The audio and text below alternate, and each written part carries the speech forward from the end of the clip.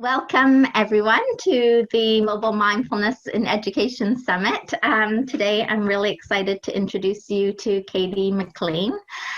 She is coming to us from Vietnam, where she's been living for the past 3 years. She works at an international school there. She's done a master's degree in educational psychology and looked at mindfulness during her studies, and she is really trying to bring and implement mindfulness into her school. So I'm really excited to have you here, Katie. Thanks for joining us. Yes, thank you so much for having me. It's a real privilege to be a part of something, especially that I've been following along with through your other summits. So very happy to be here with you. Thanks.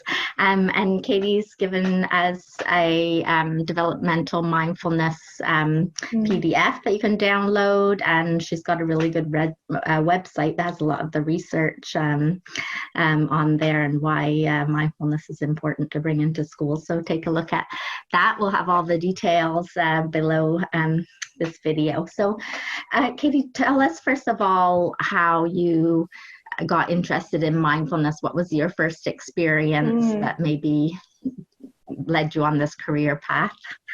I think for me it happened maybe a similar way that it happens for many people, and it's kind of a realization of your life like in constant motion and a kind of chaos, and realizing like, hey, this is not a pleasant way to live, and certainly there has to be something else.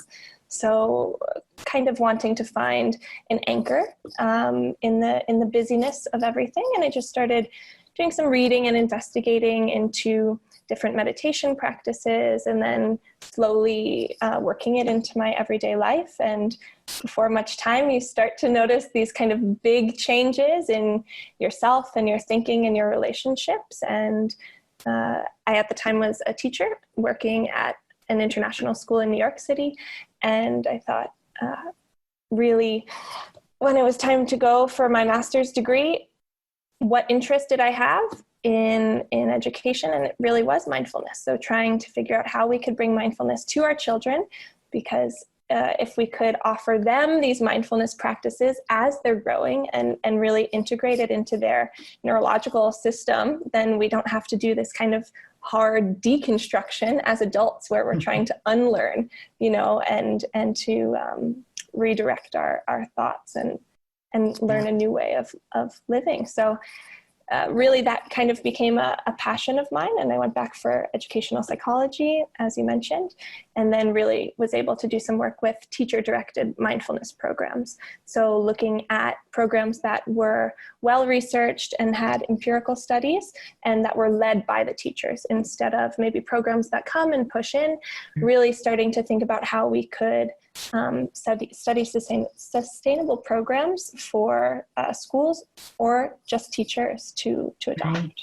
Awesome. That sounds amazing. So you're living in Vietnam, which is obviously one of the countries that we associate mindfulness with the most. We know Thich Nhat Hanh has returned to Vietnam recently. So tell us a little bit about that, living in Vietnam, and what you see from the culture there that in everyday life, really, or maybe for other occasions that that resonates with you around mindfulness. Yeah. What brought me to Vietnam was the school, actually, that I work for. When I was looking to move abroad to teach internationally, this school had mindfulness as one of its pillars that they were talking about was an important facet for their children and their staff. And so that was a huge draw for me, and I was eager to come and learn. And then slowly it ended up that I fell into the role of mindfulness coordinator for the primary school. Okay. And of course there are some there are some facets of it in the culture, but also being at an international school, we have people coming from all over the world. So there really is this combination of people who are coming from their own cultures and bringing their own understandings or lack of understandings about mindfulness, and some dispositions too, where they find it very closely related to religion. And being in Vietnam, it is a Buddhist country. So there are many historical ties to Buddhism and meditation and mindfulness. And I think sometimes it can make it more difficult in ways for families to pair out, well, then how, when we're bringing it in this educational context, how is it non-religious? How are we making it a secular practice instead of associated with religion? And that's something that comes with really doing some family education and making sure that we have programs for our parents where they can be learning mindfulness in the way that we bring it to the school, parent coffees in the morning, and then also they see what the children bring home. So the practices that the kids are learning and taking on as their own, they then bring to their homes and share with their families, and then slowly the families who maybe weren't on board previously can start to see that it is quite non-threatening to all religious and personal practices. But in thinking of Buddhism in Vietnam, it also does make it easier for our host country families, because many of them have some sort of practice or weekly meditation that they might participate in. So we have a lot of children that are also coming in with some background knowledge. Yeah, that's so interesting, with the religious and the secular side, but being in a country where is obviously religious and having that mix of children. That's why I love the international school communities as well, because it brings a lot of open-mindedness, I think, to very dynamic. Everything. Yeah.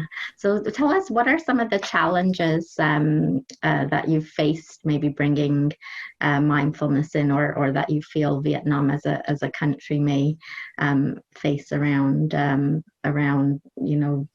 this issue, maybe what you said about the secular and the religious side of mindfulness?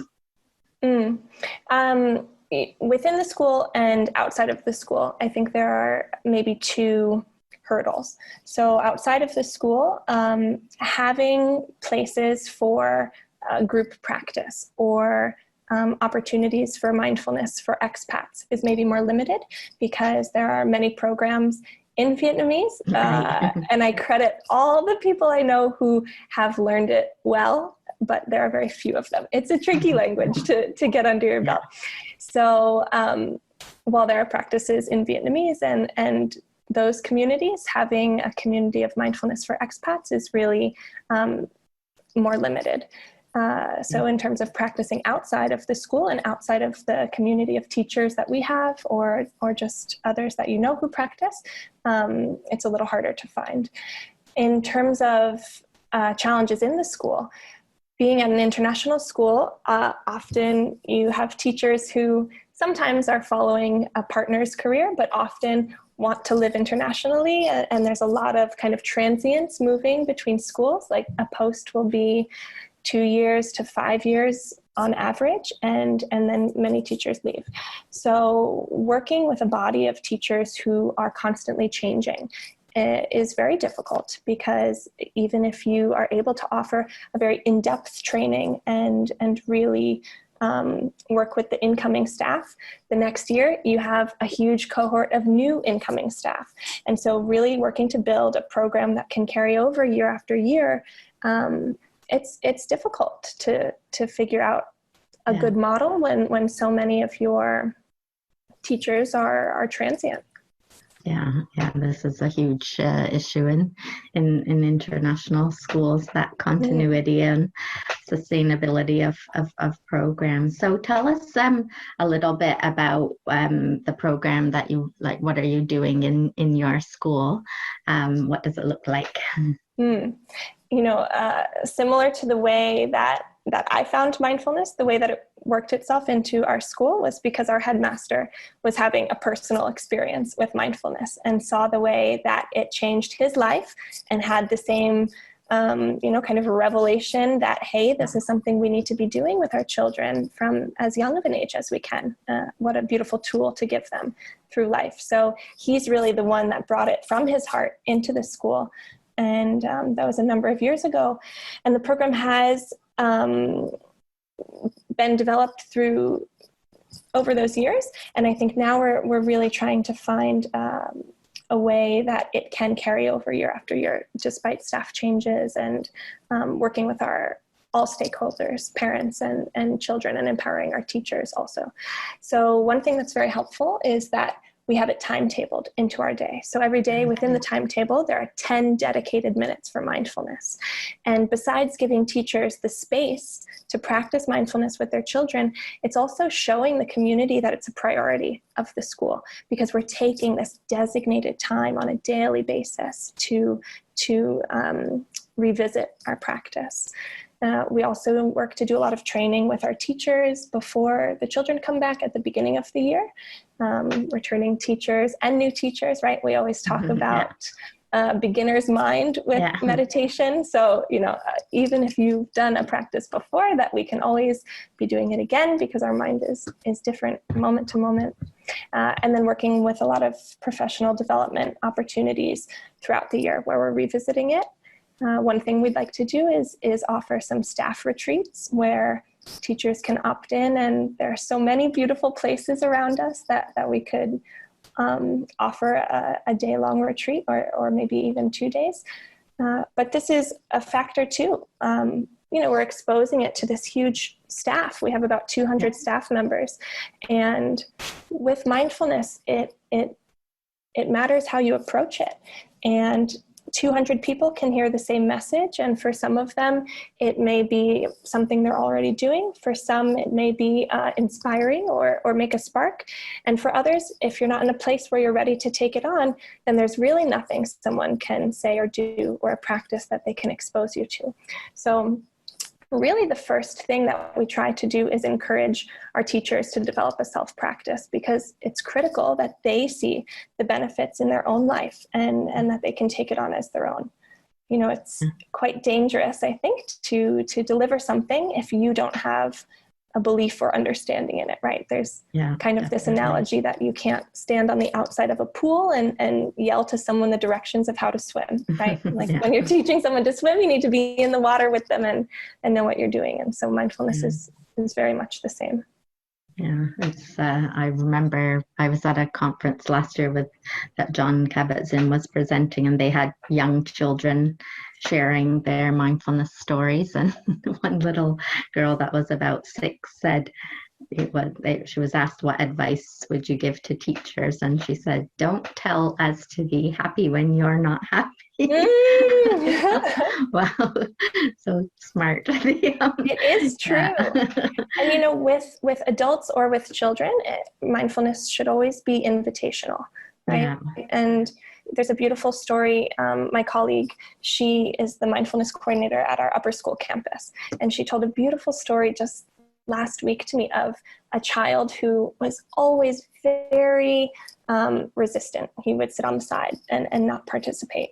And he wrote to her just last week and said, it's so funny. I've been meditating every day for the past 3 weeks, and I feel really good about it. And I hated it in high school, and I never wanted to do it. And now it all kind of makes sense. Right. And so just the idea of planting the seed and keeping it invitational instead of something that we are trying to push people into or force really lets it bloom then when a person is ready. I love that.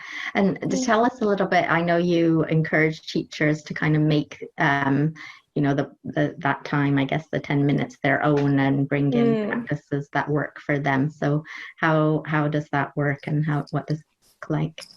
Yeah, a big kind of motive, I think, is teacher agency.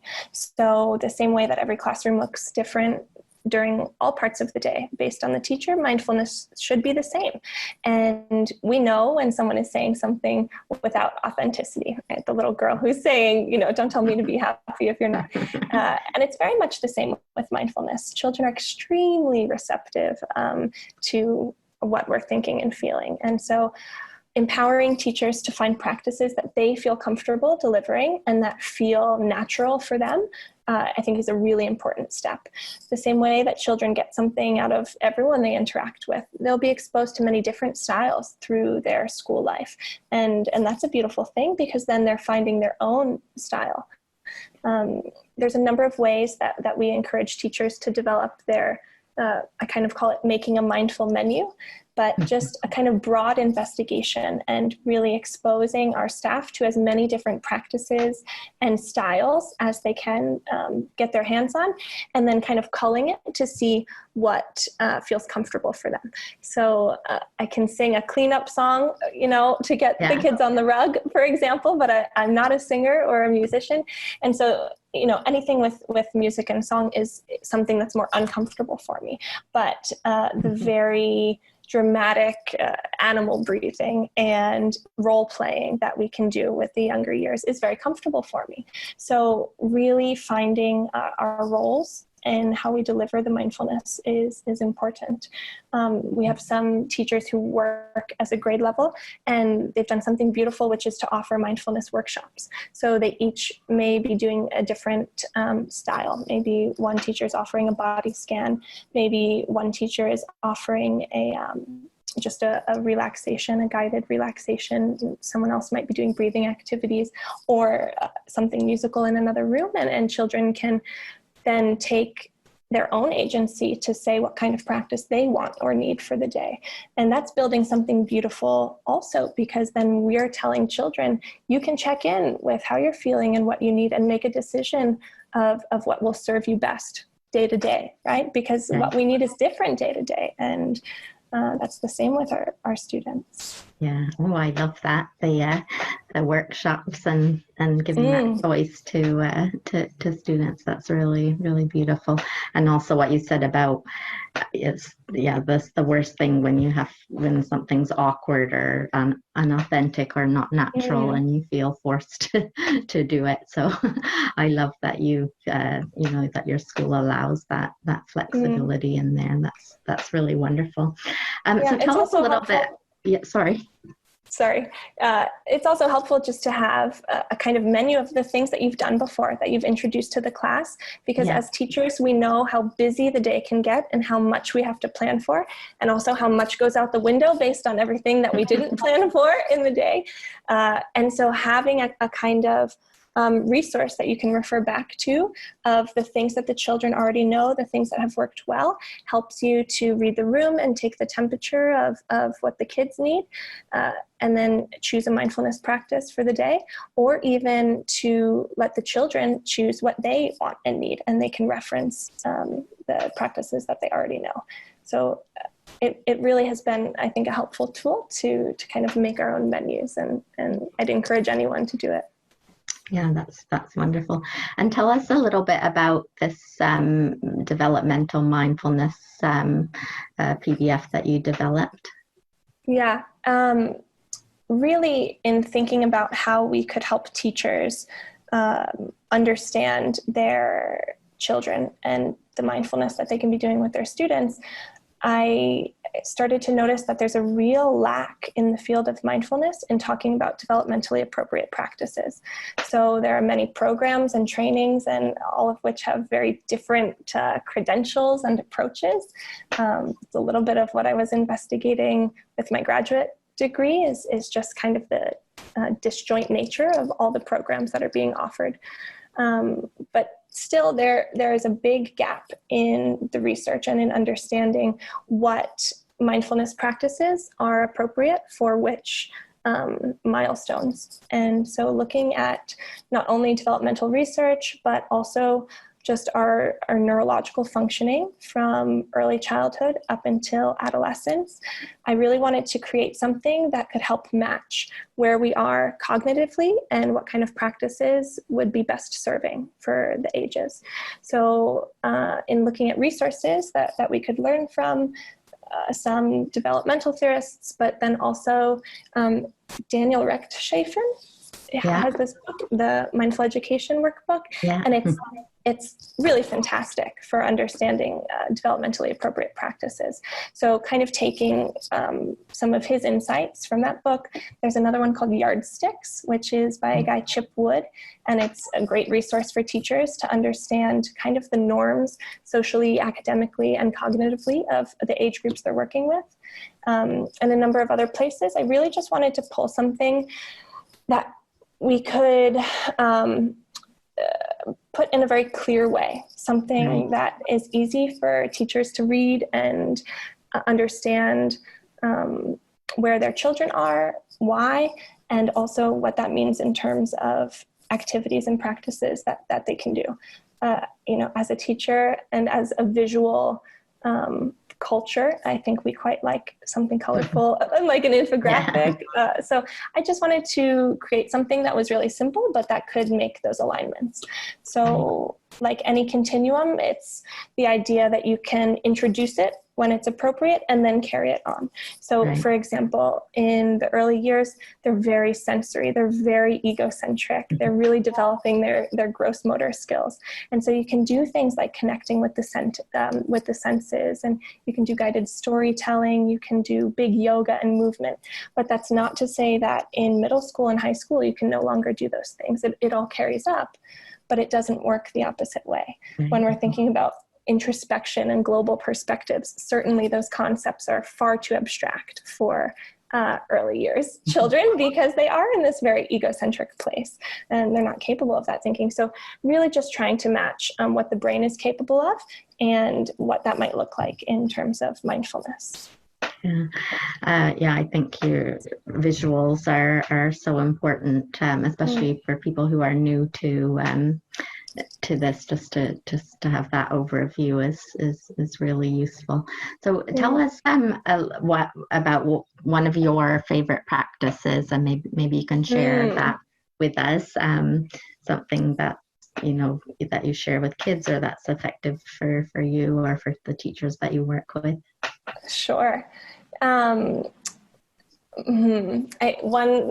practice that we're working on, I work primarily in a grade 1 classroom, and we talk a lot about the concept of self-control, because it's really something that they're beginning to be able to grasp. So we work on it in many different ways. One way outside of mindfulness time is during birthday parties, when we have a treat, like a cupcake or something sweet for the birthday person. We talk a lot about self-control, and we do kind of my own version of the marshmallow test, where we have it in front of them and they need to not indulge. So we talk a lot about self-control being, even if your body wants to do something, that we're not just acting. Our brain makes the choice and tells us to stop and wait. And our brain is the one that's in control. So practicing in those little ways. And then there are many games that we can play. So for example, using our breath as an anchor to kind of gain strength, and practicing again that self-control. So they will come into a mindfulness position and have their eyes closed, and they'll really connect as deeply as they can with their breath. And then maybe a friend has a feather and is just very gently like touching their nose with the feather, or something that gives a slight tickle. And it's very funny, of course, because the whole class is watching this happen and you're very tempted to laugh. But just the power of being the one that is choosing your reaction. And it's incredible actually how these 6-year-olds can anchor to their breath and remain quite stoic as this is happening, and then they're very proud of themselves afterwards, and it's a big celebration. But it in grade 1 is all about gamifying and really making it fun, different very frequently, and also giving them structures that they can rely on, right? It's kind of that double, that you need the structure that they can count on, and also the novelty that keeps it exciting. Yeah, amazing. And tell us, what's your kind of vision for the next, stage of your career, or in the school that you work at, to develop this practice among the whole community? My goal for the year with my school is to really create some stable structures that we can have in place, kind of maybe an outline of what we can be doing for the whole community, and having programs that are quite reliable. So one thing that I started last year is just having a teacher practice. It was every Wednesday for 45 minutes, and admin was very supportive in letting teachers stop after dismissal and come to the practice. And then we would just have 45 minutes where we're not talking about classroom practices, we're not talking about children, we are giving ourselves a break and a time to check in. And it was very powerful, and we got some very beautiful feedback, and it's just evidence that it's exactly what our teachers need, is sometimes this permission from administration to take the time for self-care. And especially in a school community that promotes mindfulness, we have to show that we mean it. So showing it in timetables, showing it in allowances with teacher time. So having a structure like that, we have after-school programs for children, and one of them is with mindfulness, so that every week children can be practicing if it's something that's an exceptional interest to them. One of my goals is to work on the parent community. So since I'm in a classroom as well, I wouldn't be able to run it. I really would like to find a parent who could lead a mindfulness place and space for other parents, and also thinking about places. We're working on developing a mindfulness room for our staff and students. And I've just been working with our sustainability coordinator on creating a labyrinth for a kind of mindfulness garden that we're making. So there are a number of projects that we're trying to, and already, I don't know how a month has passed. So that part's exciting. That's wonderful how you're drawing in different parts of the community. And I love that your school is giving that time to teachers. I think there's so much research, isn't there, on teacher stress and how mindfulness can be helpful for teachers. So in a school promoting mindfulness, you would hope that they would give the teachers that time. So it's good to hear that that's all scheduled in, and quite formal, that it's accepted and part of your normal week, I guess, at school to do. Yeah, I think you're right that it needs that formality and flexibility. Right, a little bit of both. Another kind of goal, maybe small goal, is to connect with other teachers in the international school community who are interested in mindfulness, because it is such a kind of unique population. And with international schools, we're all very different and also very similar. So really working to grow a network connection between us, and also just myself and other international school community members who are working on mindfulness is a goal.